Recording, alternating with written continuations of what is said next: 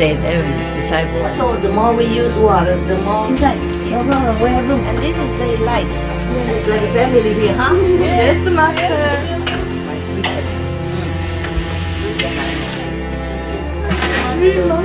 a dream. Okay, don't wake up. We have guests, you know, in the house, so we cook for everyone. Food ready, yum yum. Delicious. Yeah. He ate already lunch and he ate his lunch already. He just likes to feel the love. Okay, this is snack, alright? Come away, come away.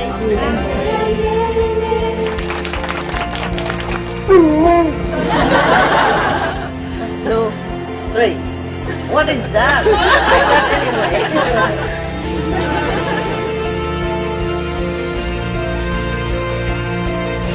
I love you. Love you.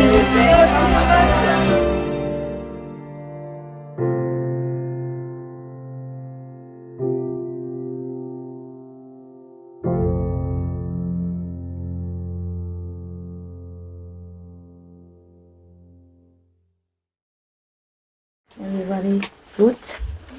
Oh, your sock looks so clean. How you clean it? How you wash it? Huh? 新的 New, huh? So nice to go out shopping like that. Huh? Okay. I was thinking.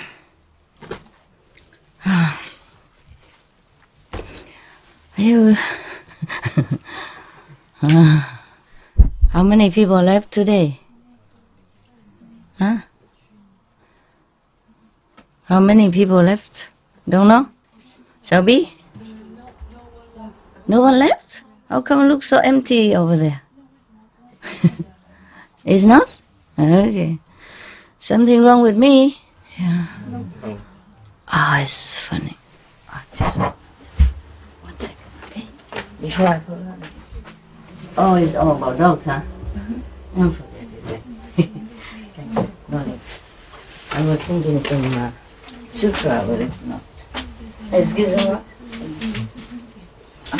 Yeah. Okay. There's one guy here, he's left. Oh, he's there. That's good. Every day I'm checking who is not there. This is for you. I don't have something for you today. Only 2 guys, and you didn't have. Just some symbol of love, okay? Not the same, of course. Vietnamese? Taiwan. Korea? Japan? Okay, very good. Any problem today? No. Always say no. No problem is the best problem. How are you? Everybody good? Feeling happy? Yes. 我有看到你水龙头都弄好了啊，大家有用吗？有。Everybody use it? Yes. Is it more convenient? Yes. Wow, wonderful. You need your mama. It's very simple. Why nobody think about that? Why everybody? Just one person think all the time. Here is not fair. The system is bad. One person have to think all the time. One person had to do shopping all the time. And one person has to deal with the government all the time. I mean, deal with the paperwork. It's not fair. What do you say? Is it fair? No. What shall we do about it? We make them work. They're sitting doing nothing all day. You cook twice a day, right? Still? How come I have only once a day food? Is it one meal or is it 2 meals together? One meal because this afternoon I think, but I thought Master one meal a day. Okay. One meal, but I pick which one I like. Never mind, it's good. I won't die. Are you hungry? No. Sorry, Master. A lot of food already. Too much. I'm just worried that she gave you only once a day. Even 1 meal a day is a We were lot. thinking, but we don't know what to do. Don't know what to do? How can not know what to do? Huh? You're a mother of 2. Yeah, you should take care of me like your baby. Then you know. It's okay. It's a lot of food. A lot of food already. I was just thinking maybe afternoon better food. And I don't have anything. I just have the breakfast food. Yeah. Tomorrow?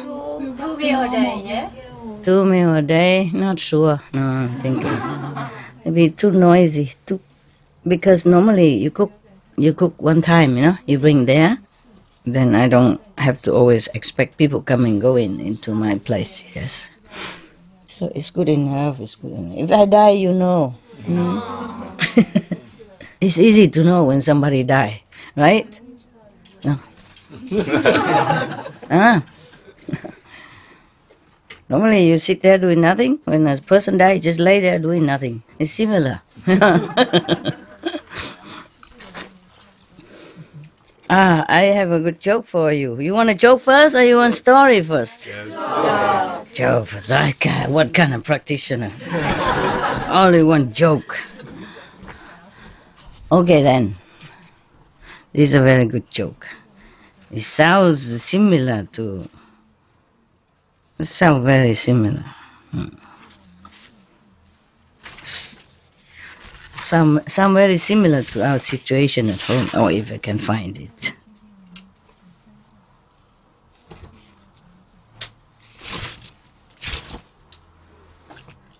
Here. About gardening. About garden. All about garden. God and San Francis were having a conversation on the subject of lawn, grass. Garden. And God, point, Frank. God, point mean God is speaking, okay? God and 2 point. Frank mean San Francis. We call him Saint Francis, but God doesn't call anybody Saint Francis. Yeah? So God and San Francis. You know San Francis? Italy? San Francis of Assisi, he was a vegetarian, or maybe vegan even. At that time they don't use the word vegan, but probably was how you say, a vegetarian. At that time they probably drink some milk or eat some cheese. Yeah, okay. In any case, he's a animals protector, and lover. And he also he likes trees and stuff. Protect them, protect nature. So I guess in this conversation, San Francis already gone up, So God was talking to him. God say, Frank, just like I said, John, Josh. You know all about gardens and nature. What in the world is going on down there in the Midwest or wherever? Yeah, in the world, yes. We don't say Midwest, so people might think we just pick on them, So I say, what in the world is going on down there in the world? What happened to the dandelions, the violets, thistles and stuff, etc.? I started eons ago. I had a perfect, no maintenance garden plan.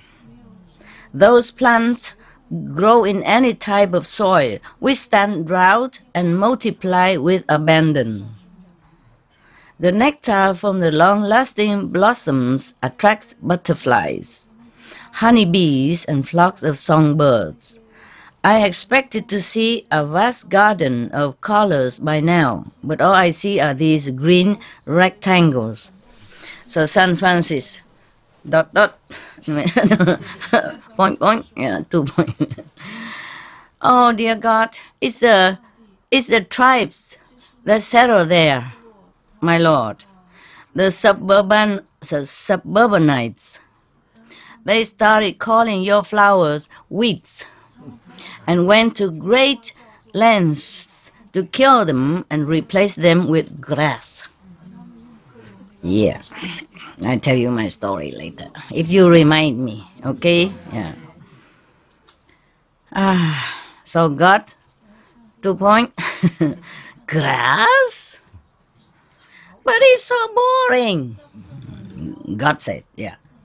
It's not so colorful. Right? Not. Yeah. It doesn't attract butterflies, birds and bees, only grubs and worms. It's temperamental with temperatures. Do these suburbanites really want all that grass growing there? So San Francisco, oink, oink. Apparently so, my lord. They go to great pains to grow it and keep it green. They begin each spring by fertilizing grass and poisoning any other plant that crops up in the lawn. That's correct, right? Yeah. That's what most people do. Yes. Yeah. God, boink, boink. The spring rains and warm weather probably make grass grow really fast. So that must make the suburbanites happy, huh? God asked. So San Francisco, boink, boink. Apparently not, Lord. As soon as it grows a little, they cut it. Sometimes even twice a week. That is all true. Yeah. I always wonder what the humans are doing all the time. So God, point, point, yeah, 2 point. They cut it. Do they then bale it like hay? You know, tie it together, you know, or roll it, you know, like the hay after harvest? San Francisco, point, point. Not exactly, Lord. Most of them rake it up and put it in bags. God, point, point. They bag it? Why? Why do they bag them? Is it a cash crop? Do they sell it? Poor God. This is all very strange to him. San Francisco, point, point. No, sir, no, sir. Just the opposite. They pay to throw it away. Yeah. More money, more work. Yeah. So God, point, point. Now let me get this straight. God is lost. God could not understand humans. So he said, now let me get this straight. They fertilize grass so it will grow, correct? Yeah. And then when it does grow, they cut it off, correct? And even pay to throw it away? San Francisco, oink, oink. Yes, sir. God, oink, oink. These suburbanites must be relieved in summer when we cut back on the rain and turn up the heat. That surely slows the growth and saves them a lot of work, no? So God is very, very compromising. Whatever, they're happy, okay, you see? He just didn't understand, but it's okay then. In that case, in summer, they must be very happy. They don't have to cut and, don't have to pay to take it away, etc. San Francisco answer, boink, boink. You aren't going to believe this, my lord. When the grass stops growing so fast, they drag out hoses and pay more money for the water. so they can water it, so they can continue to mow it and pay to get rid of it as usual. God, boing, boing. What nonsense. At least they kept some of the trees. That was a sheer stroke of genius, if I do say it to myself, meaning he created trees and it was very good and he's proud of himself. The trees grow leaves in the spring to provide beauty and shade in the summer. In the autumn, they fall to the ground and form a natural blanket to keep moisture in the soil and protect the trees and bushes. Plus, as they rot, the leaves form compost to enhance the soil. It's a natural circle of life. San Francisco, boing, boing. You better sit down, dear Lord.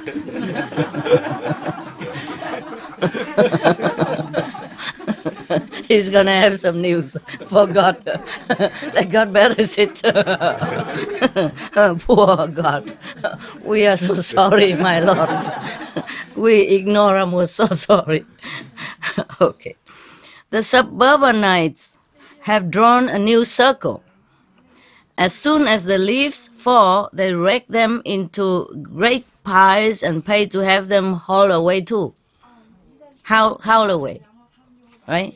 Yeah, haul away. Haul away, yes.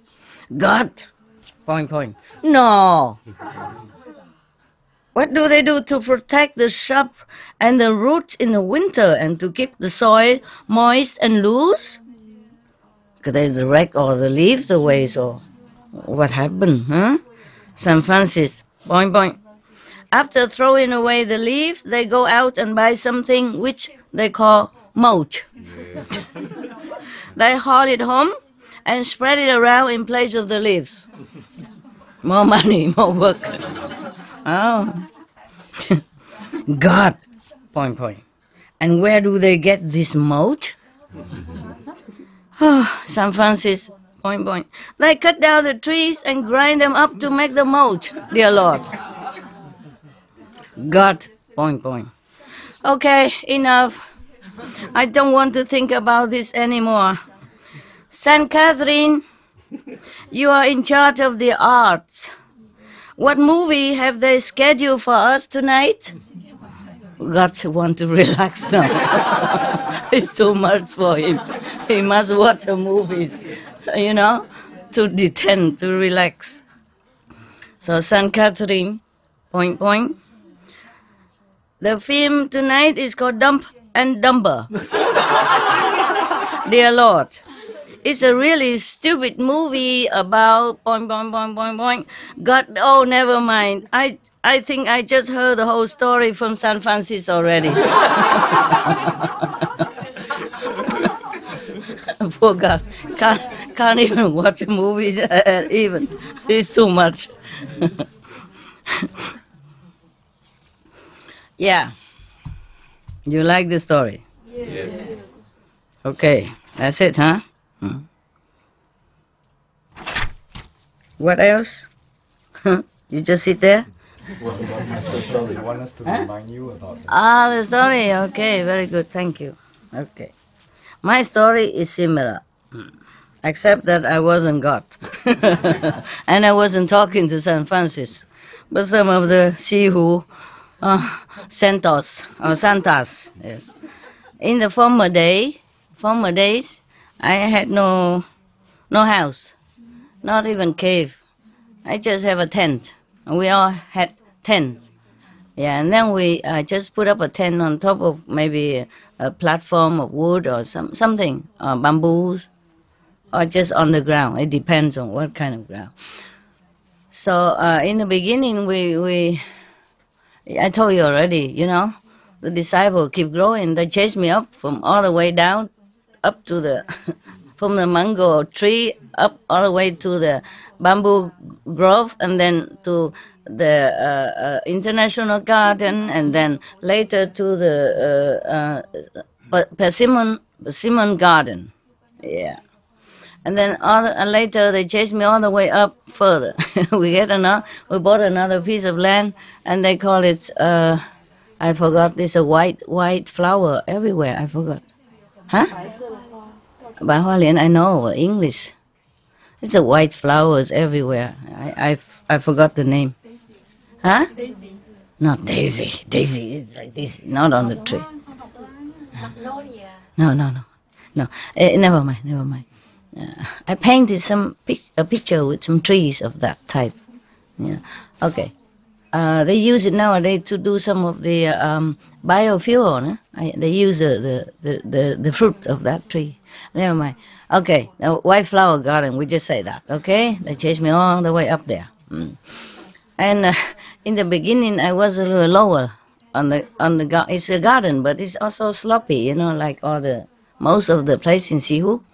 In the beginning, we had only a few chickens over there because the chicken from the ex-owner, farmer, you know. Later we bought it. Yeah, it is private ground, a very small area. Up now that they make a treasure pavilion and all that.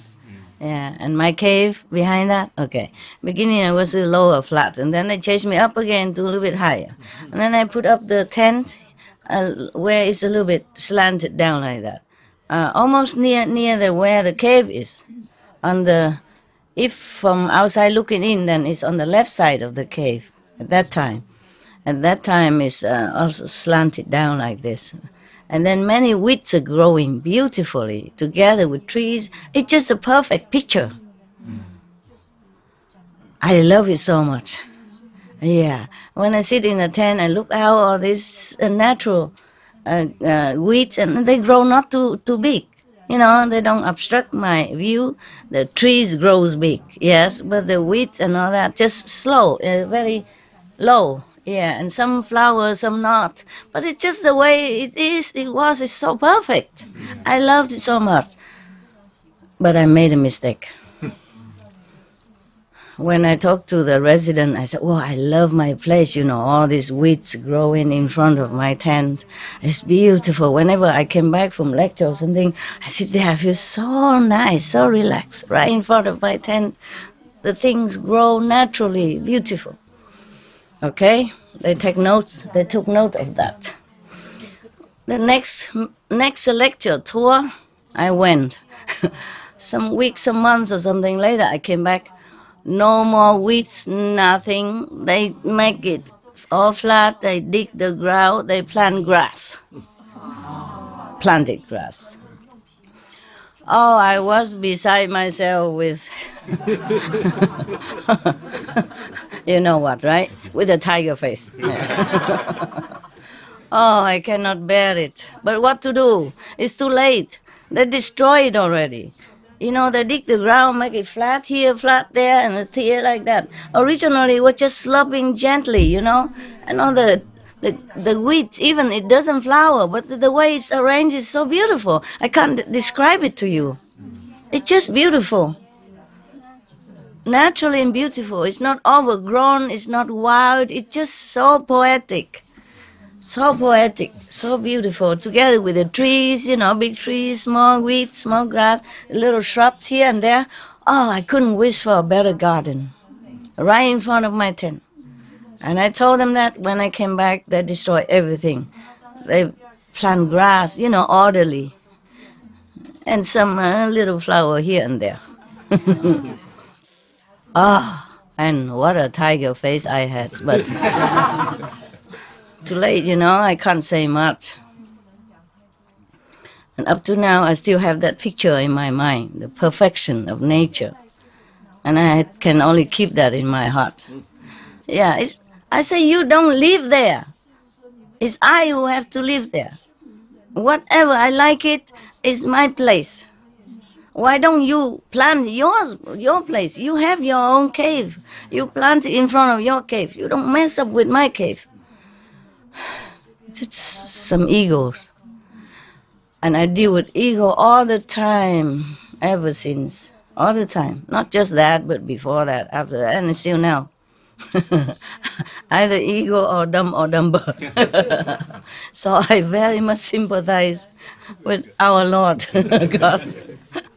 I also couldn't understand, let alone God, you know. I say, oh, you cannot understand human. Even I, in a human form, I can't understand them. How about you? How would you? You know, this is the thing. Okay. Now we have another story. I say it's not so bad, but just to erase this memory. Oof.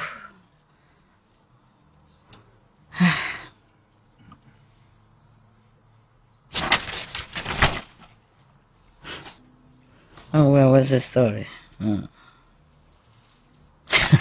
This is a little bit mundane, so I choose some good one, okay?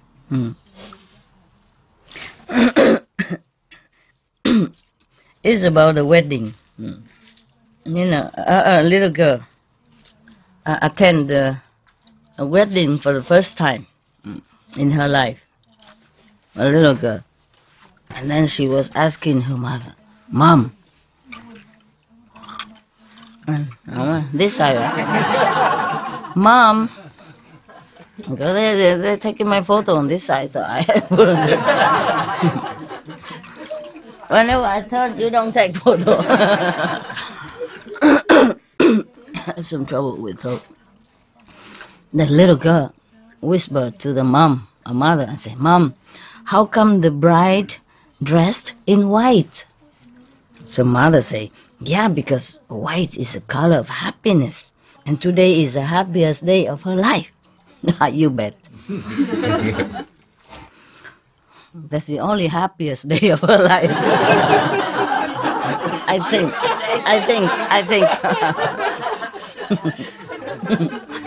I think. After that is another story. We don't want to tell here. It's too long. Everybody knows already anyway, so it's boring to repeat. Okay. Right. So because today is the happiest day of her life, and white is the color of happiness. So the child thought about this for a while, for a moment, and then asked again, so why is the groom wearing black? I think the groom knew in advance.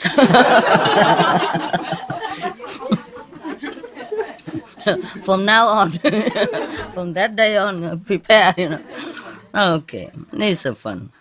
But how come everybody knows and everybody got married now? Why? Are your marriage happy? Mine was happy. Yeah, I don't mind marrying again. Yeah, because mine was very happy. Yours? Yours? No, sorry. No. Some? Yes, not married? Okay. No, I don't mind to marry again with that husband, not with anybody else. I don't think it will be the same. Okay. The children, and this is another story, okay, about children and God. The children were lined up in the cafeteria of a Catholic elementary school for lunch. At one end of the table, there was a large pile of apples, and the nun had posted a note on the apple tray saying, take one only. Sounds familiar, yeah. Take one only, God is watching. That's a note that she wrote. And then the children moving further along the lunch line, at the other end of the table was a large pile of chocolate chips cookies. So a little child had written a note or put on there and say, take all you want, God is watching the apples only.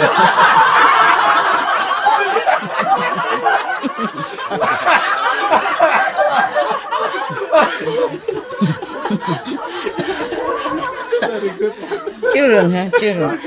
Children, cute, yeah.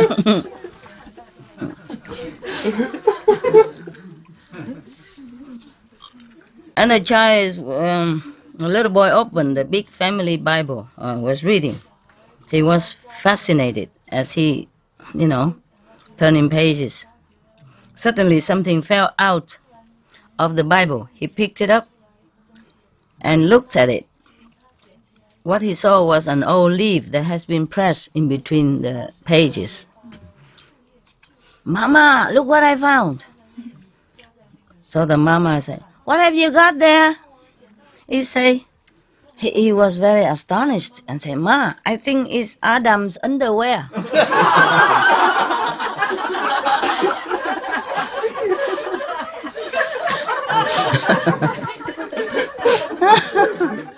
Yeah.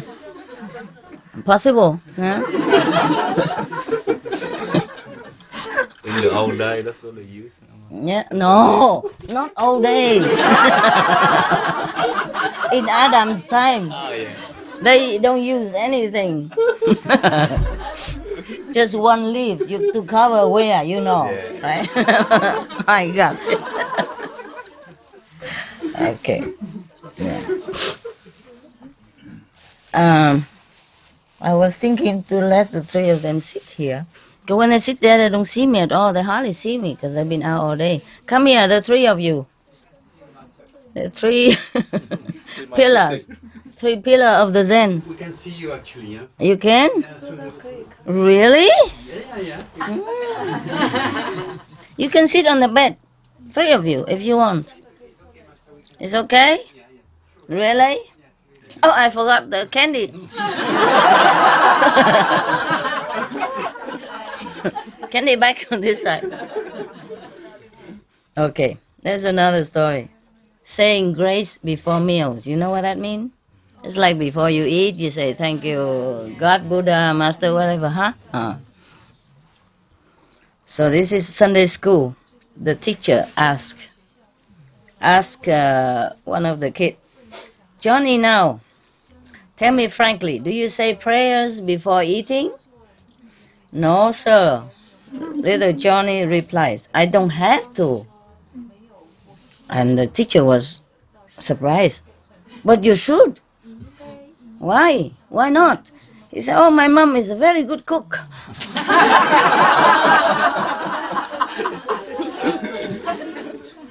We don't have to pray for the meal tastes good.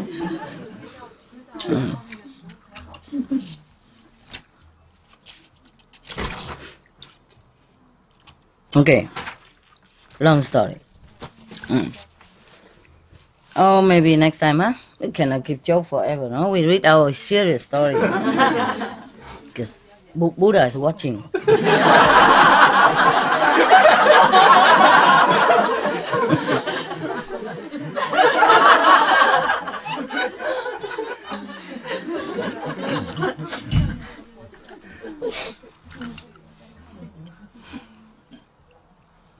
Okay. This is a story, not so scary anymore, okay? It's a good story. My God, Buddha reincarnation, huh? Many incarnations, a very scary story, huh? Such a scary and extraordinary sacrifice.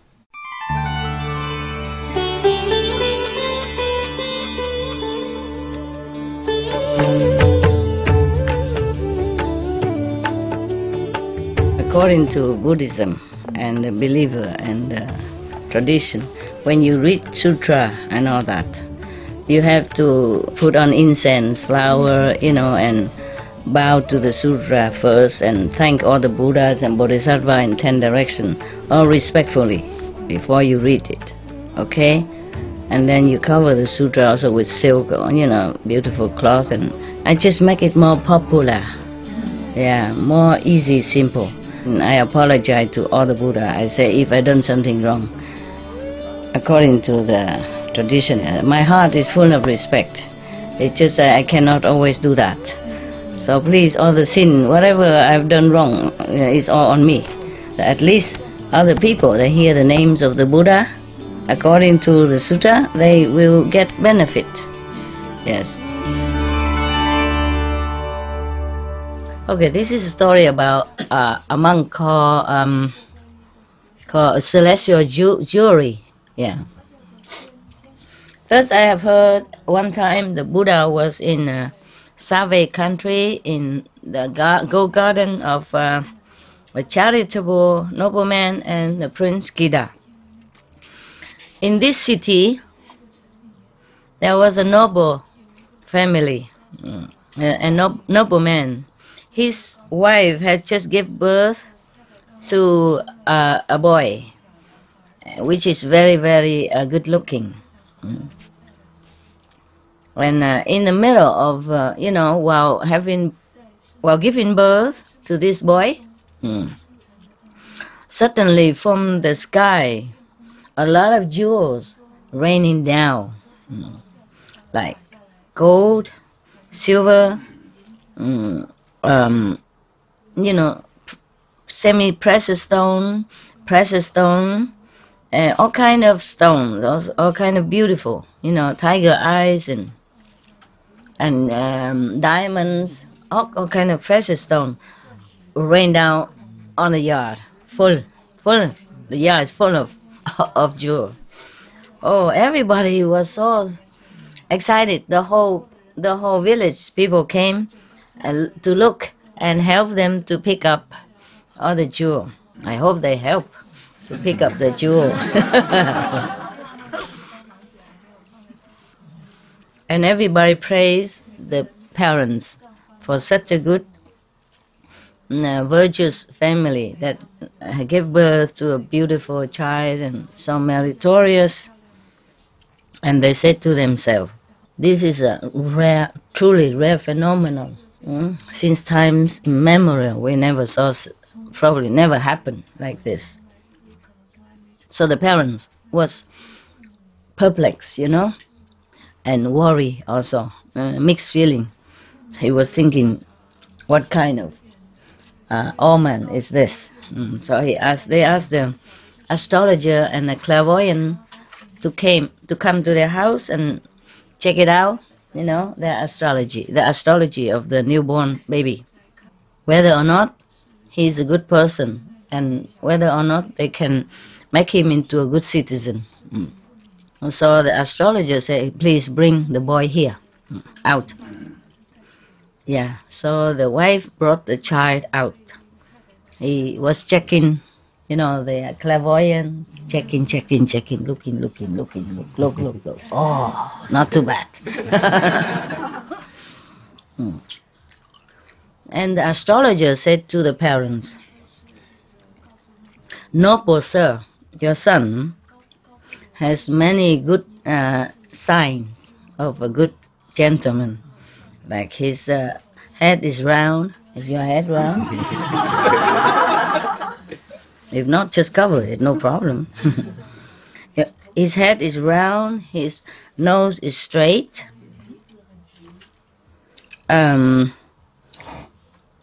His ears is full. His forehead is square. Yeah. Mine too, huh? And then his feet and his hands are all full, kind of very full, thick and full. How can they tell it's just a baby, man? Oh, baby has really chubby hands and chubby feet, right?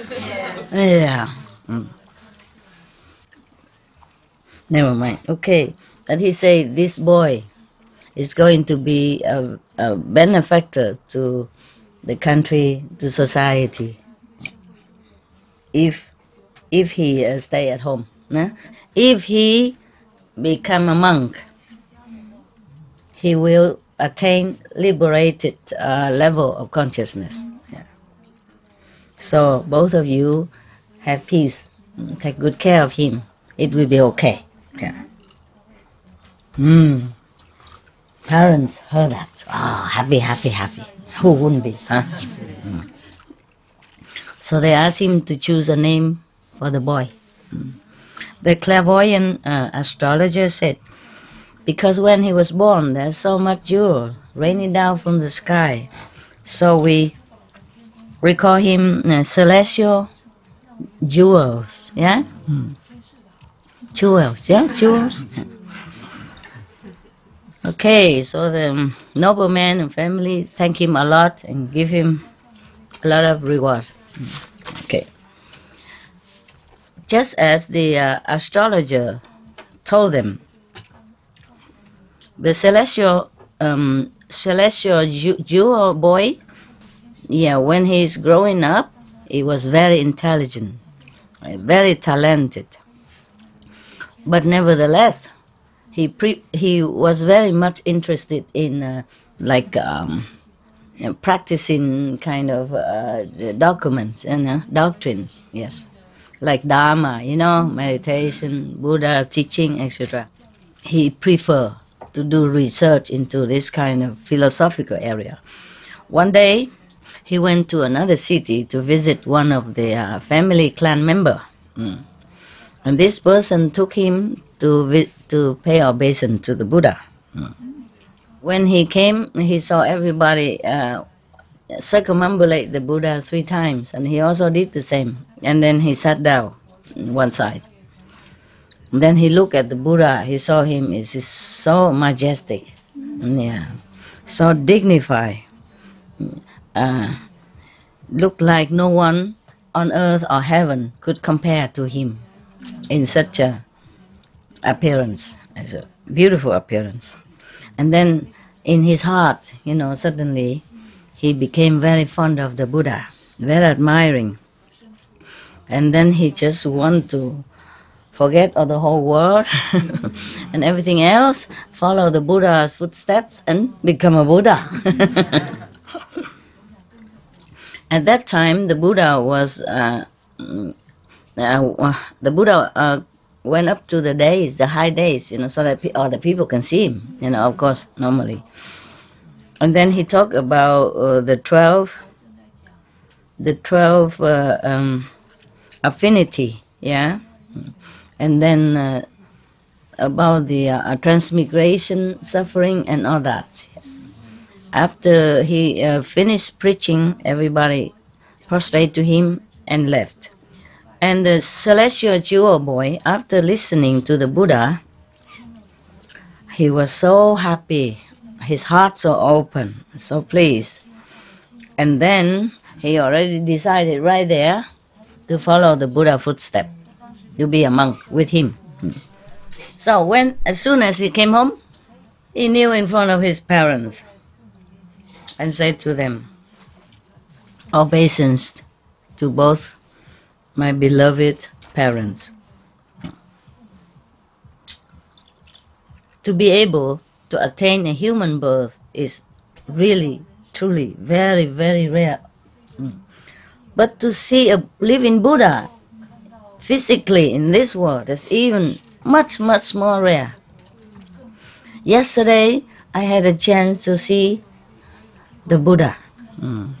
And then I have heard him talking, preaching the Dharma, the truth, the precious truth Dharma. So I observed that only Buddhism, at that time, the Buddha's teaching is the best that can liberate you. No other preaching, no other teaching at this time could do thus. So please allow me to leave home. The parents saw that the boy has such a tendency for spiritual practice, was very pleased. They were very pleased. So he said yes. They say yes. If you would like to become a monk, renunciate, we are very pleased. So after getting the permission from the parents, he prostrated to them, and then he left and go find the Buddha. He went to see the Buddha, and he said he also prostrate now in front of the Buddha and say, "Obeisance to the World Honored One. Since times immemorial, we are transmigrating in the sea of suffering, of birth and death and old age and a lot of pain and sorrow. No one has helped us. No one could have helped us. Now, the Buddha is like a ship, a boat, that come on time and rescue all of us. Today, I came here with all my utmost sincerity. Please accept me as your renunciate disciple, so that I can find the liberation in this lifetime. Please have mercy and accept me." Then the Buddha, of course, say, "Welcome, Bhikkhu." Welcome, monk. Yeah. So now must be 1,258 or something. Not 50 anymore, huh? No. Maybe 60 something. We lost count now. They just count one by one like that. Make trouble for us to keep count. If they came all together, who is it for me? After the Buddha said that, his hair suddenly all fell off. So you mind you, be careful. If you see the Buddha and if you don't want to be monk, don't go too near. Understand? Don't say anything. Because if you say you want to become disciples, he think you you want to be monks, and then your hair just naturally fall off like that. Then it won't grow back again. That is the thing. If the Buddha say that, You know, if you shave it with your a knife, then it might grow back. But if the Buddha say, "Welcome, Bichu," and your hair won't grow back. So be careful. If you see any Buddha, tell him first. Yeah, nowadays many live in Buddha, you know. Yeah. For example, many Tibetan monks, they say, yeah, live in Buddha, live in Tuku. For example, no? So if you go near any Tibetan Tuku, you would say, please, I like my hair. I want to keep it. Just in case, you know. If you want to be a disciple from some of these Tibetan living Buddha reverend, yeah, you have to tell him first, I like to study with you. Please, sir, but I like to keep my hair. And my clothes I keep also. Because here, yeah, suddenly all his hair fell off to the ground, and then the clothes that he wore changed into chasa, mean the monk's robe. Yeah. And from then on, he followed the Buddha everywhere. And because he already originally very intelligent, yeah. So it's not very long. He attained Arhat. Oh, you are so good. How do you know? Magical power, huh? Normally I should give you one of this kind of lecture once a month is enough for you to have time to digest and to practice it, you know. But because of many other outside, so I read it all. Okay, I read a lot every day, and slowly you go home, you have to check it out again. Okay, assimilate it and truly think about it, and bring it into practice. Okay, now we make it fun and happy and joyful. But at home you should seriously consider each lesson, you know, as if the only one, yeah, before you die. So you have to study it well, yeah? Really try to understand it and practice it, okay? Learning from the ancient practitioners and ancient Buddhas, their teaching is still so much valuable. Anytime, these teachings are timeless. Yes, the same with the teaching of Mahavira. Yes, you know, he teach people vegetarian, and same with Jesus. Yeah. Many mention about vegetarian. They edit it all in a later time, maybe, but the Mahavira teaching not. Yeah, in Hindu they don't cut it off. They don't edit it. But even then, Jesus' teaching has helped, you know, countless of beings since the time he appeared until now. After he went back to heaven, his teaching is still valuable, still helping a lot. Yeah. And the same with the great prophet Muhammad, peace be upon him. It's just that it's not everybody studied well and practice it. That's all. And misunderstood or using his teaching for their own personal benefit. That's a different story. Understand? Okay, now.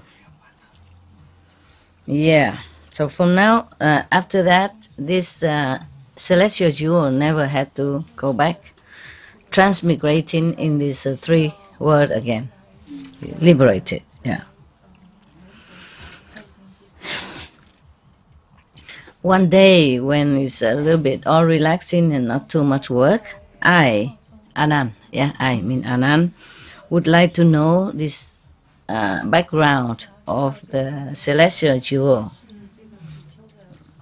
So I came in front of the Buddha and prostrate to him and say, obeisance to the world honored one. Please tell us what kind of good deed, yeah, that celestial celestial jewel Bichu saw in the former life that now, when he first born, he's already have a lot of jewel raining down from the sky for him. And then whatever he like to eat, it will appear in front of him. He didn't even need to go shopping. How convenient! How convenient!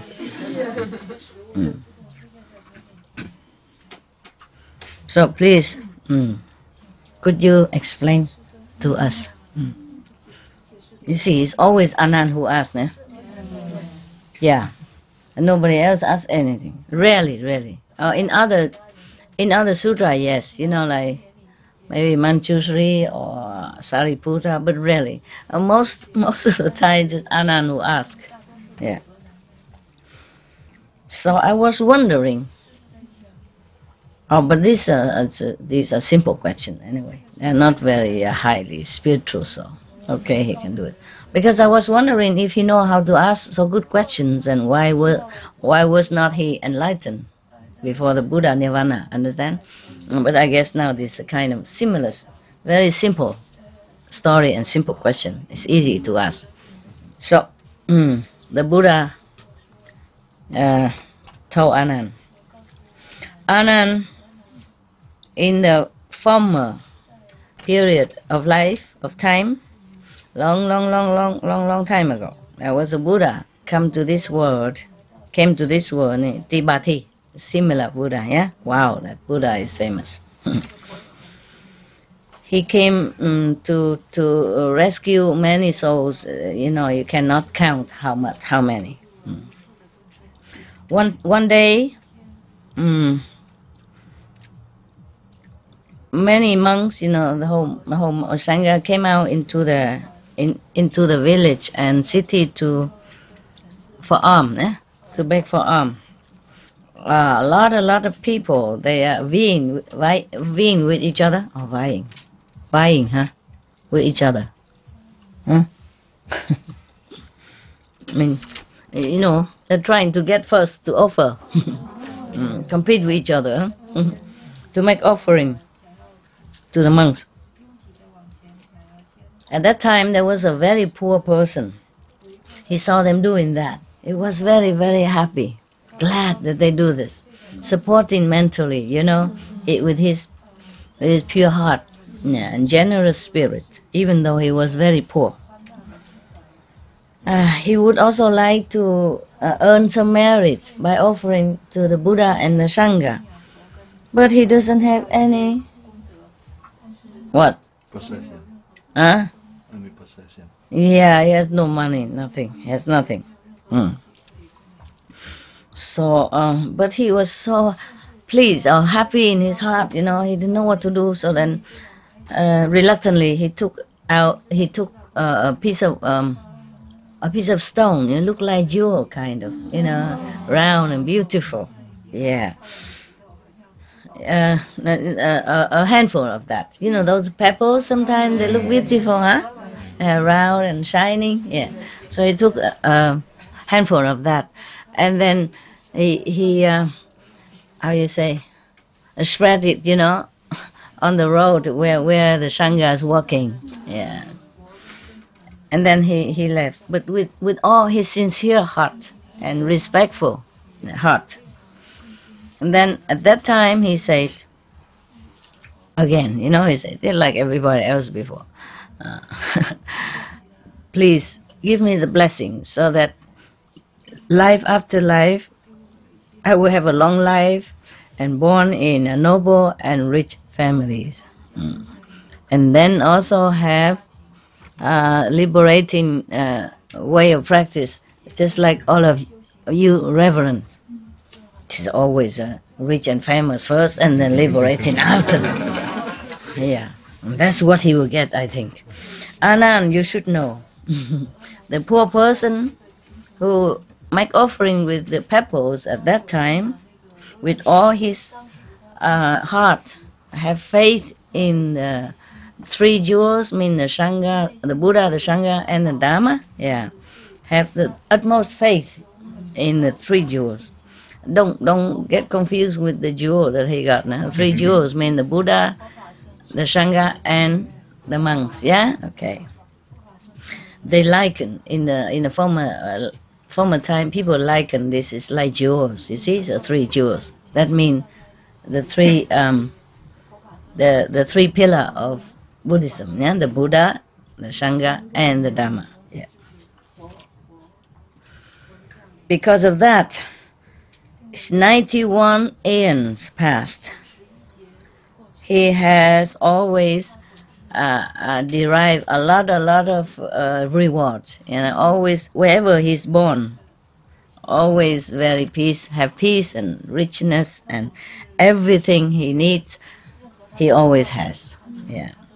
And even nowadays, he has good affinity enough to meet me and attain a heart, the liberation. Yes. So at that time, all the people in the assembly, hearing the Buddha first, they all aspire to make more offering, yeah, and how you say, really appreciate the merit that any offering brings to them. Yeah. And then because of that, many people attain different levels of consciousness at that time. I guess he was not just saying that, but he gave initiation too. Just like whenever I give initiation, different people see different light, different level, like that. Yeah, I don't just talk. Just afterward give initiation. That was before, when I went around the world and do that. Yeah. Okay, so everybody happy. Bow to the Buddha and get out. I mean, go home. Okay, huh? All right. Every day one story. Good enough.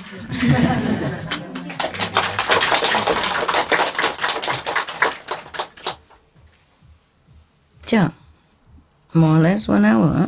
Not so bad. Okay. Any good question? Yeah, but the story about the grass is familiar to me. Just if you live in a community or something, your grass has to be trimmed all the time. Even one time, I bought a trailer. A trailer. We had 3-4 rooms in it. We made many teleconference in that trailer. So squeezing because room is very small, very small, and the living room in the front is too exposed, So when I talk, people might hear. They see 2 big lights inside, so we have to squeeze in the back room.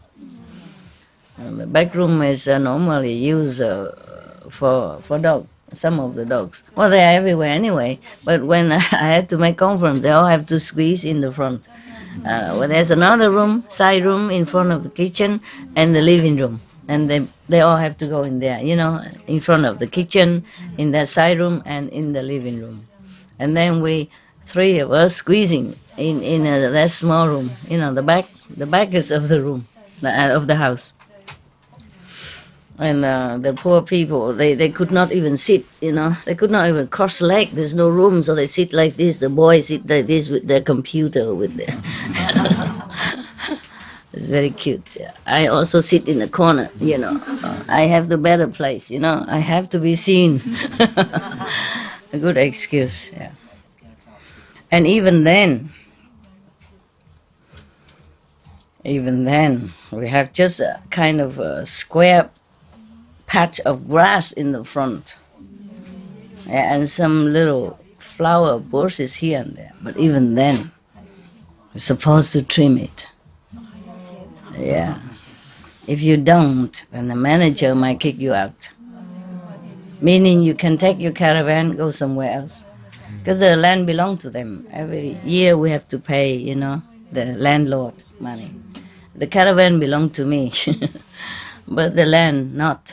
You see, in that caravan park, I think you cannot. Well, you can buy some if it's private owned. But the caravan I had is not privately owned. The land is not privately owned. Even then, private or not, if you're in their big community of that park, trailer park, then you have to trim your grass. I saw my neighbor. I wasn't all that strict, but my neighbor, truly, I'm not making it up. He used scissors. He cut every day, just one little one little blade shoot up. He immediately go cut. Oh, well, his house is better than my house. It was like a wooden kind of ready-made house. Yeah, white and clean. My house is so old. I bought it from an old lady because that's the only one that I knew at that time for sale. Only 13,000. It's not much. And immediately move in, you know. Yeah. So we were happy. I was happy to have a place. Otherwise, how do we do all these conferences? The time is kind of pressing, you know, pressing. I was so happy to get it. I don't live there anymore. It's all sold now. Yeah. It's a colder country, you know. It was in Belgium. Yeah. But in winter it's beautiful. It's near the beach, though. Near. You can walk about 1 kilometer from the beach. I go with my bicycle. I went with my bicycle at that time. Even then, just a patch of grass, not even 1 square meter, just like that, a rectangle, just like that. And then he trimmed it. Oh, and then he saw my dog Harley. You know, after he pee, he scratched grass trying to cover up. I said, "What is he doing? Look at what he's doing!" Like, wow. I said, "I'm sorry," like a big crime, you know. So I'm sorry, my dog. I adopted him. I can't teach him very well. I adopted him when he's too old already. It's very difficult to teach him. Please forgive us. I will cover it back. And tomorrow he dig it up again. And he said, "What he's doing again?" Every day until the neighbors fed up. So he looked the other side, and the dog also looked the other side. Don't care no more. Every time I see the neighbor come out, I humbly try to cover it, you know, and I guess he feels satisfied that I really am scared, you know, that I'm scared of him, and I do this humbly, you know. So he feels not too bad, but if you argue with him, then it would be worse, you know. He might report to the manager or something, yeah. So he feels good that I confess my sin and that I beg for my dog's mercy, you know, and then he's happy. You know, they were good neighbors. And then I cook curry and all that and bring over to make offering. So, and when I bake some cakes or something, I buy some vegan chocolate and make offering, you know, to the Buddha next door. Then we had very peaceful neighborhood. Not just him, but around the neighbors, eating my cakes, and they're all very peaceful. Lovely, yeah. It's just that over there I cannot have all of you like this. Surely not. Yeah? Yes. But at least life was peaceful. Yeah. Peaceful.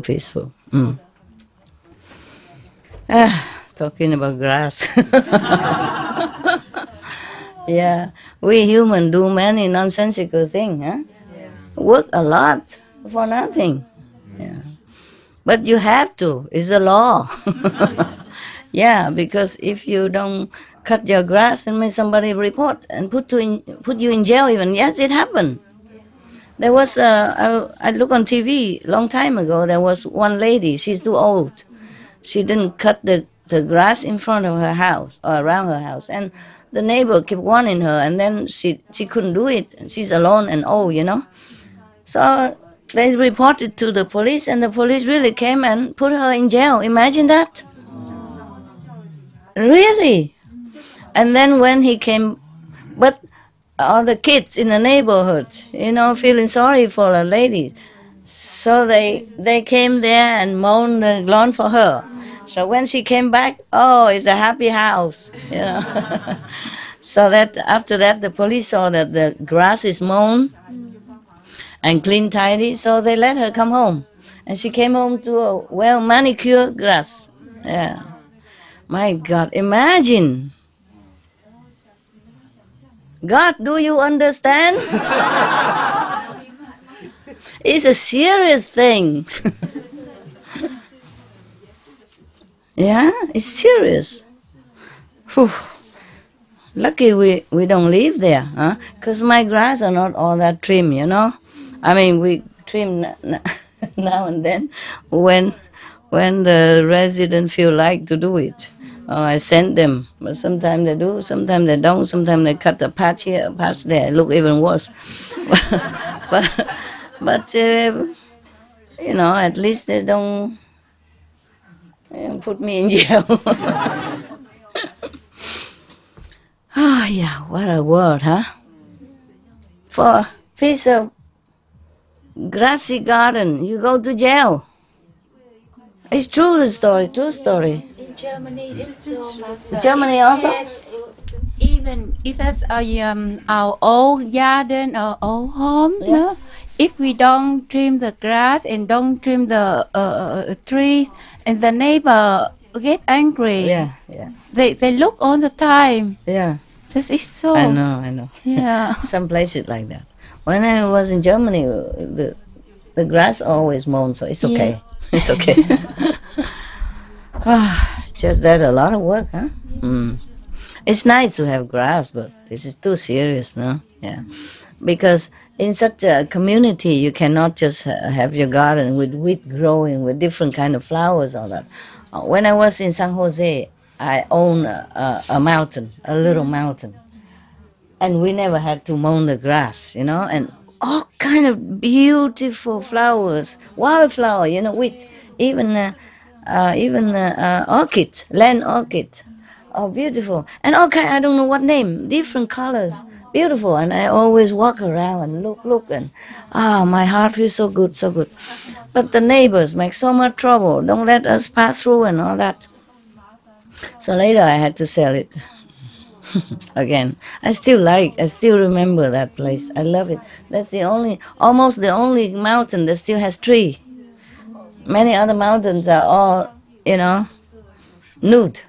They cut it or it's dead. I don't know why. Yeah, my mountain has a big tree. You know, eucalyptus or all different kind of tree. When I was there, we just use a dry wood to barbecue, to cook every day with that. And we have some caravan and we just live happily. But at that time I was very busy. I always had to go here and there to do lecture. So my time there is always short, always too short. Always too short. I love that place. I love that time. Just a handful of residents, you know, monks and nuns, and we cook homemade stuff, and beautiful. And every day we sit around the fire and we eat our food and we talk and we laugh, and it was really beautiful. It's like heaven to me. Yeah, very difficult to find such a place again. That mountain is truly untouched. So the wheat, they grow so beautifully, as if some best garden in the world has done it. I guess nobody can do as good. They just grow so naturally, so beautiful, and not messy and not overgrown. It's just beautiful. Yeah. I don't have good luck. I really never wanted to leave that place, but I was an American. I don't have visa to stay long, number one. Number two, I had to go lecture everywhere. Every time I left that place, I feel like I left a piece of my heart there. Because it was so beautiful and quiet. Yes. And the neighbor wanted to, if one piece, we have to buy their land and their house down there. But I didn't have that much money at that time. I have to use it to buy another piece of land for the disciples in San Jose also, but the other one, you know. And then also have neighbors' problem with horse and with water and all kind of, and still have now. No more? Better now? I said, don't bother me. Go see the lawyer. Oh, what happened? They buy it? They bought the land? No, wait, no. No? Just as it is, but it's just better. Ignore it, huh? Better. Okay, good. I cannot keep buying land and then solving problem for you year after year, time after time. Oh, I'm really tired. I'm getting old now. Look at all my wrinkles. I don't see much because of the good light. Okay, now you know everything. Somebody leaving tomorrow? I see the cakes. Huh? No? Okay. Then the cake you can eat. Look. If you're hungry. Should we serve you some sweet? Chè có xong. Có chè hả? Giờ con nấu 10 phút, 15 phút rồi xong. No, I don't like sweet. Do you like sweet? No? Bread hay là mì với chả lụa? Oh no, it takes too long to cook. Oh, that's wrong. 10 minutes. No, it's okay. I can eat anything. I was just joking. Mà chơi nó vui. No. Vui mấy người không.